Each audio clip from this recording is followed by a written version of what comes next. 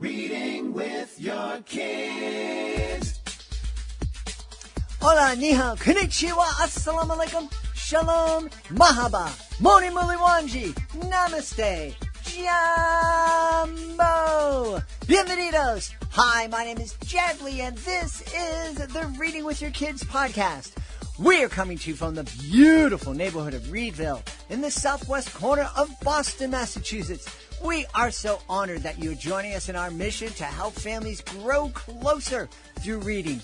Please be sure to subscribe to the show on the iHeartRadio app, on Apple Podcasts, Amazon Music, Audible, Spotify, Ghana, Himalaya, wherever you find your podcast. Our guest today is Athens Pelligrino. She is here to celebrate her beautiful picture book. It's called Mission, My First PCs.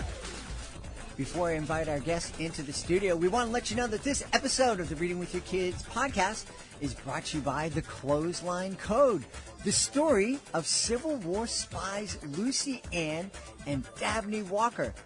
The book was written by Janet Hoffman, an award-winning children's author who strives to make her books come alive for young readers and listeners. Check this out. Lucy Ann and Dabney Walker came up with an ingenious way to spy for the Union Army during the Civil War using laundry on a clothesline. Their story had been all but lost to history until now. Their bravery shows that ordinary people can make a difference using everyday things. The Clothesline Code, the story of Civil War spies Lucy Ann and Dabney Walker, is a great read for kids ages 6 to 11 and will make a great addition to any family library.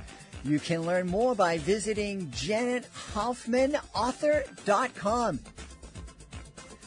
Joining us right now from the Tampa area in Florida, our guest today is here to celebrate her really important book. It's called Mission, My First PCs, as part of the Military Child Chronicles. Please welcome to the show, Athens Pellegrino. Hey, Athens, welcome. Hi, thank you very much for having me today. I'm excited to have you on. And first, I wanted to thank you. You are a military family. And yes. So I wanted to thank you for your service. A lot of people forget about the fact that, you know, when when a mom is serving in the military, their spouse and their kids are also serving. They have to make tremendous sacrifices, and it's worthy of our appreciation and attention. Oh, thank you very much. Yeah. So tell us first, folks out there might not know what a PCS is.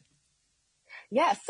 So a PCS is the acronym for Permanent Change of Station. And basically in the military, it's when you get official orders dictating that you are going to relocate to another area for an assignment.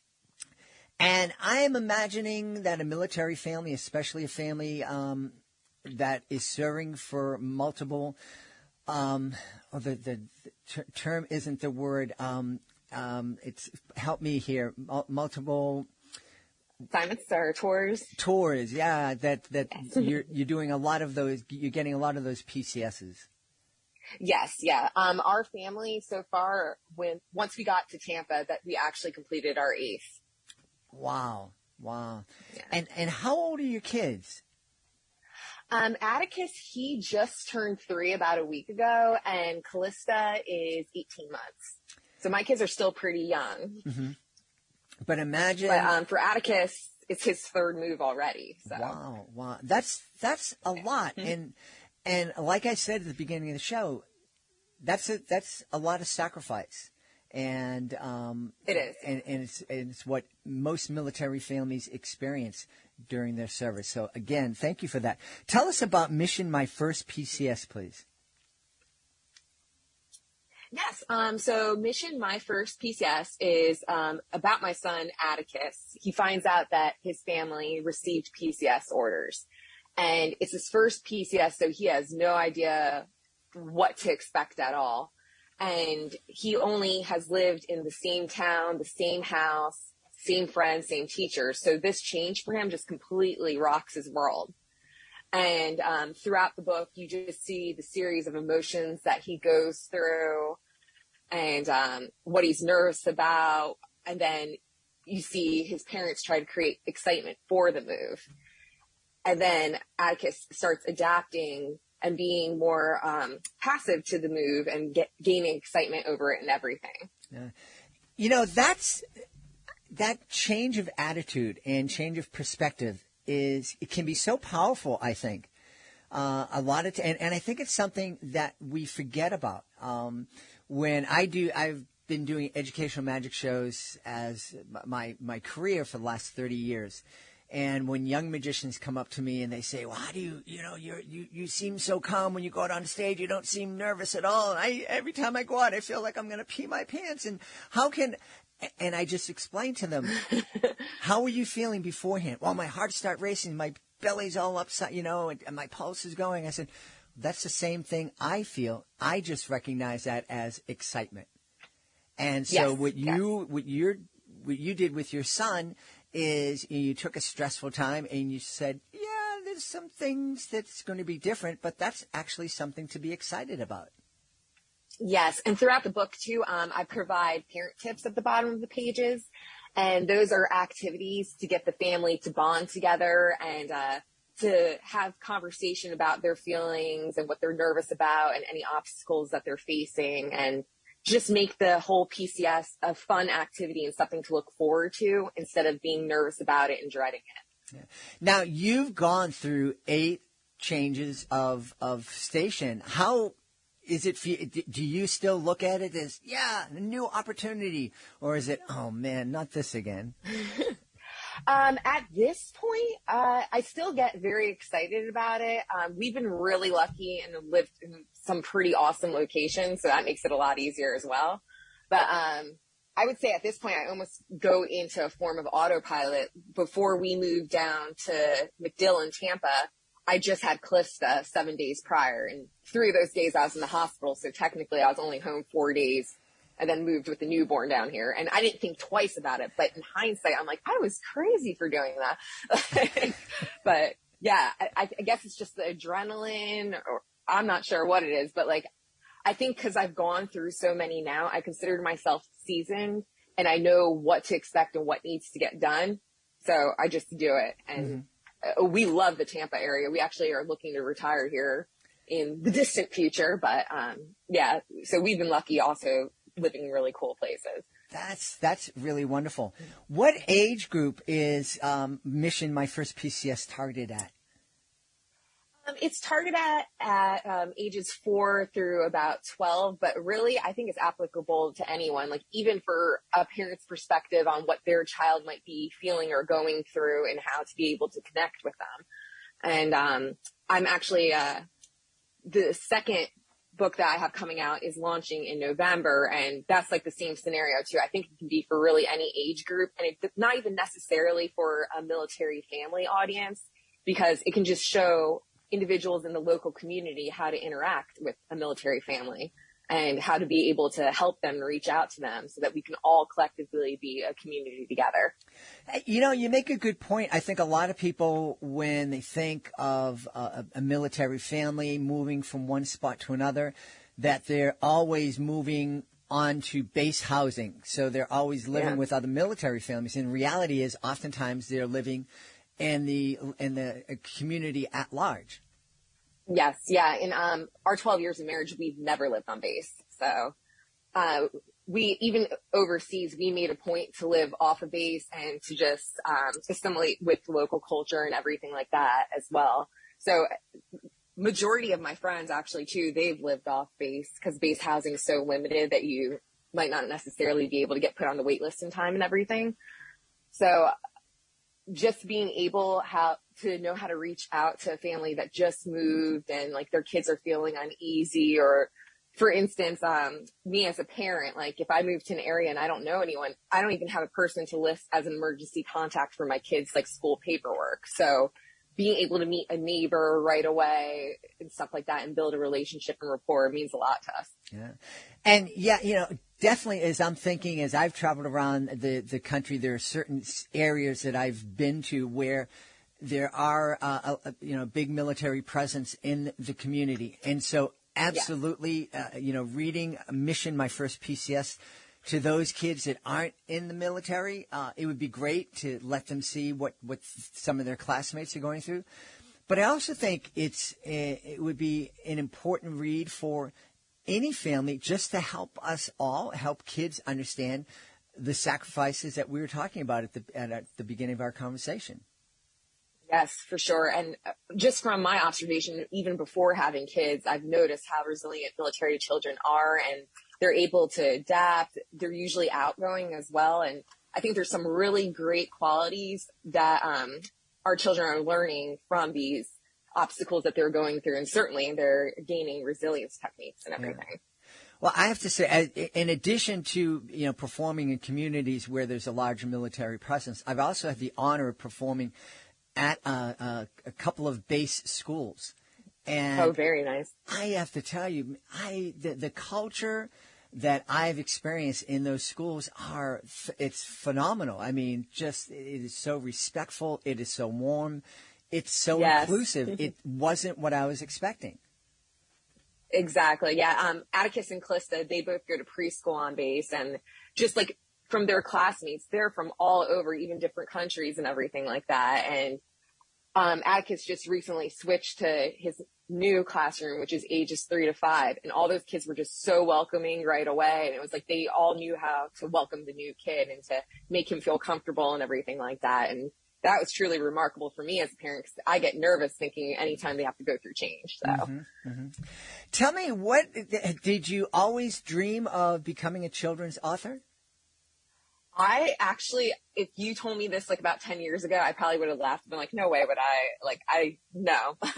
So, it was something that I actually did on a whim, and I really enjoy doing it. My full-time job, I'm a budget analyst. So a lot of that's just like statistical data, analyzing, interpreting constantly. So being able to have an outlet where I can write and be creative is actually like a stress relief mechanism for me. I can imagine that all that bookkeeping stuff is something I am absolutely terrible at. We may have to talk about you helping me out here. Yeah.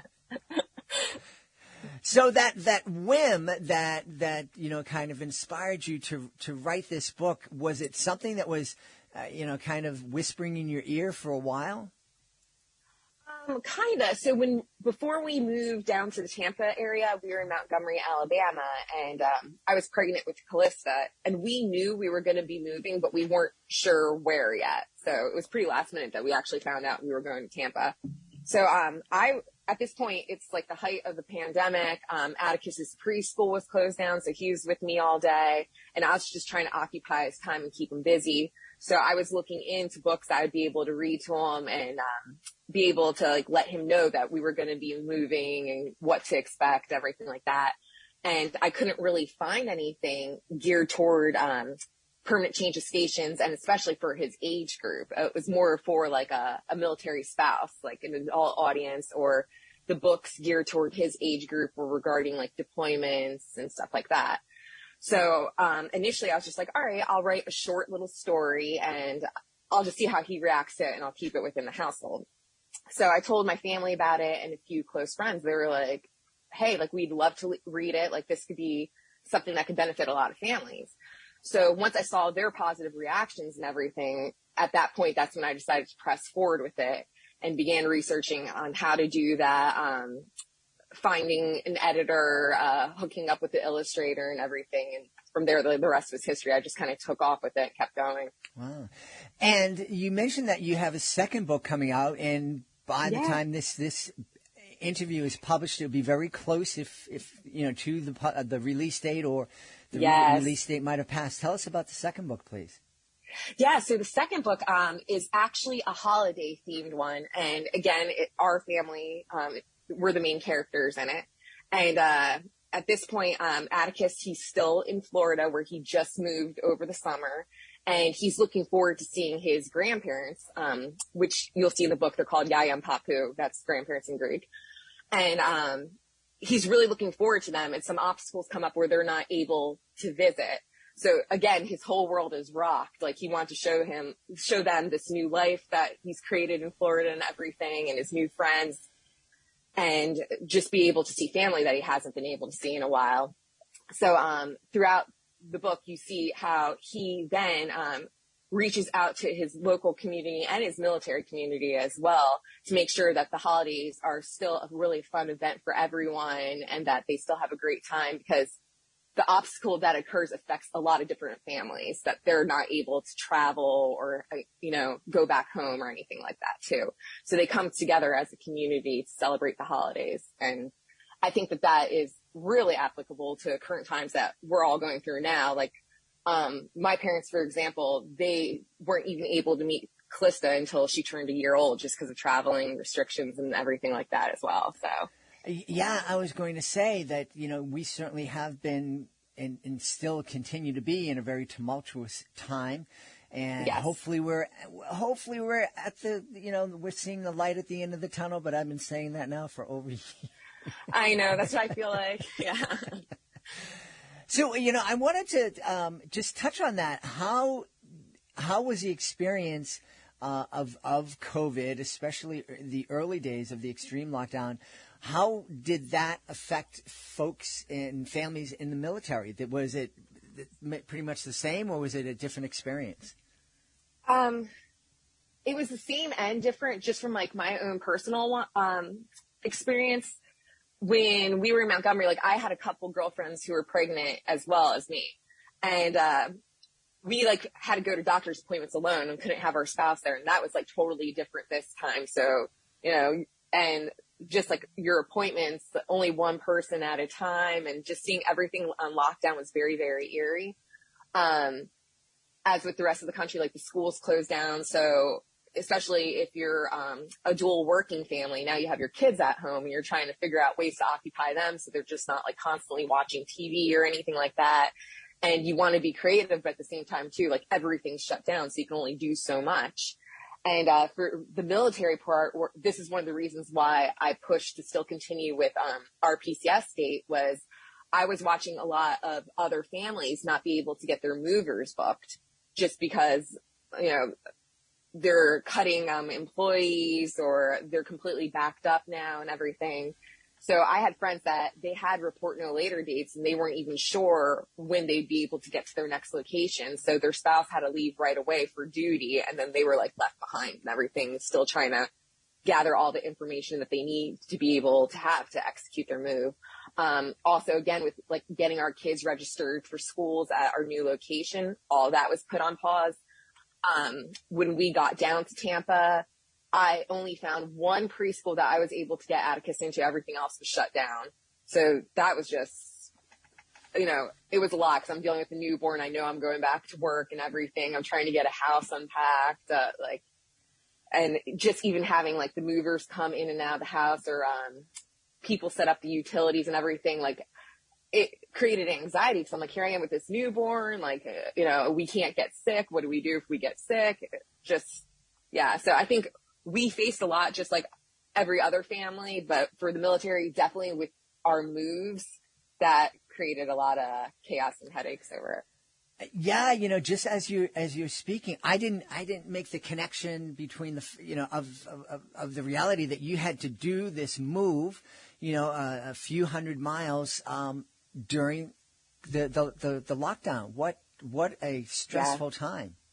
Yeah, it was. And just even being able to find because we're renting down here, being able to find a home without being able to visit it at first and everything, like we had to do everything virtually and just kind of like hope for the best. And in the hospital too, after having Calista, it was difficult because like I couldn't have visitors and Chris had to stay with Atticus. So it was just completely different than a few years prior. So yeah. Do they give medals to military spouses? Because you certainly seem like you deserve one. Yeah, I mean, I know so many remarkable military spouses that just do it without hesitation, and they're still there helping other families and everything, and just they're completely not fazed by all this chaos and everything. So I think these are the skills that we learn, and we're not even attuned to the fact that we're learning them at the time. And that's why I'm excited to be able to write a series that can help families that if they're having a difficult time, they know that they're not alone, and that there's for instance, also too, in the next book that I have coming out next month, I have the family tips in it again, but this time it's activities of things that you can do at home during the holidays to build excitement for the holidays too. So if something comes up, you don't feel like, oh no, like now that we can't travel, Christmas is ruined. So it has just like various activities that you can do, ways that you can reach out to neighbors and make friends in your community, and just trying to teach more skills that have helped me feel comfortable in a new community and setting. And I want to be able to pass that information on to other families. Yeah. So the reaction to the book within your family was really positive. Have you gotten a lot of reaction to folks on your base or at different bases around the country? It's been phenomenal. Like, actually, I've been receiving response internationally, like down to even like Japan and everything like that. Just from people, whether they're emailing me, they're reaching out to me on LinkedIn, they're writing reviews, or visiting my social media. Like, I am very, very surprised, because initially, like I said, I just was going to keep it as a small little book, like within our little community at the time. And I knew it was going to be helpful, but I'm just still like really humbled and grateful for the amount of people that I've been able to reach and help. And, appearing on podcasts and reaching new audiences and everything like that. Very, very helpful, and I'm appreciative toward it. So how many books do you envision for the series? Really, I'm unsure as to an actual number, but I want to keep the series going as like my kids get older, because they're going to face new problems that like I'm not even aware that they exist yet. Mm-hmm. So, this year I did come in hard with doing 2 book launches in 1 year, but I had the momentum, and, the idea just came to me like really quickly, and I already had the relationship with my illustrator, Cody Taylor, and everything. So, probably I'm thinking like the next Chronicle will probably come out like next fall, or if something comes up in their life that I'm just like, hey, this is a problem and it needs to be addressed, then I might be able to spin a story off of that too. So as long as we're a military family and we have relationships with other military families, I would like to keep the series going. Wow. So if you're out there listening and you have an idea for a book, but, I don't know, there's a lot going on, I'm kind of busy. Athens has just told you that she gave birth to a baby, she moved in the middle of the pandemic, and she released 2 books. So I have a feeling if you have a dream, you can find the time and the energy to make it happen. Absolutely. Absolutely. And for me, like a big part of it was just doing the research and just organizing the research. And once I had that done, everything just kind of like fell into place. So, at first I was intimidated, but if you have an idea, I highly encourage you to just press forward with it. 'Cause I never, like I said before, 10 years ago, if you told me all this, I would have just laughed and been like, no way, that's not going to happen. And now look at it and I enjoy it and I'm really happy doing it. So that's awesome. Well, I know people are going to want to know where they can go to find out more about the Military Child Chronicle and also more about you. Yeah. So we have the Military Child Chronicles official website and everything, but the books are available for purchase on Amazon, Barnes & Noble, Target, Waterstones, Books A Million, and through our official website, there's a few links as well that you can be able to purchase.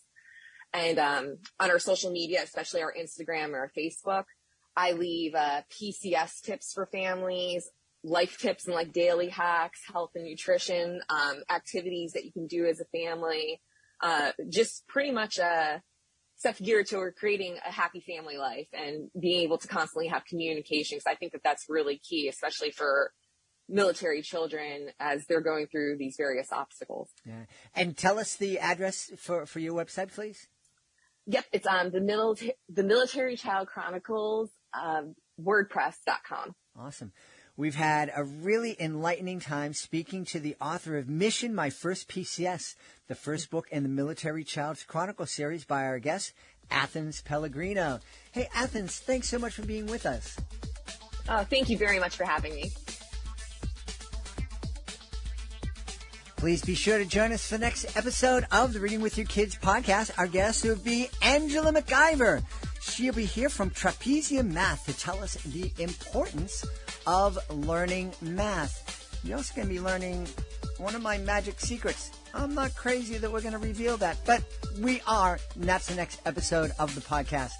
Hey, if you're the author of a fantastic children's book, we would love to help you celebrate that book. There's so many ways we can do that. You can be a guest on the podcast. You can submit your book to our Certified Great Read panel, and you can also take part in our monthly promotion programs that will give you commercials on the podcast, shout-outs to our 50,000-plus social media followers, and visibility on a nationwide network of pedestrian billboards.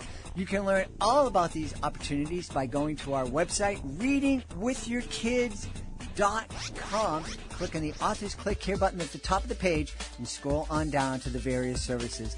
I want to thank the folks who made today's show so wonderful. Of course, I want to thank Athens Pellegrino. Please be sure to check out Mission, My First PCS. I also want to thank all of the military families out there that are serving our nation. Thank you so very much for all of your sacrifices. Also want to thank our sponsor, Janet Hoffman. Please be sure to check out her wonderful children's book, The Clothesline Code. I also want to thank my team, Alejandro Doherty, Fatima Khan, Michael Murphy, Rory Grady. I want to thank my beautiful wife for all the support she gives me. Most of all, we all want to thank you. Thank you so much for taking the time to join us today. And as always, thank you so very much for taking the time to make the world a better place by reading with your kids. I'll be looking for you in the next edition of the Reading with Your Kids podcast.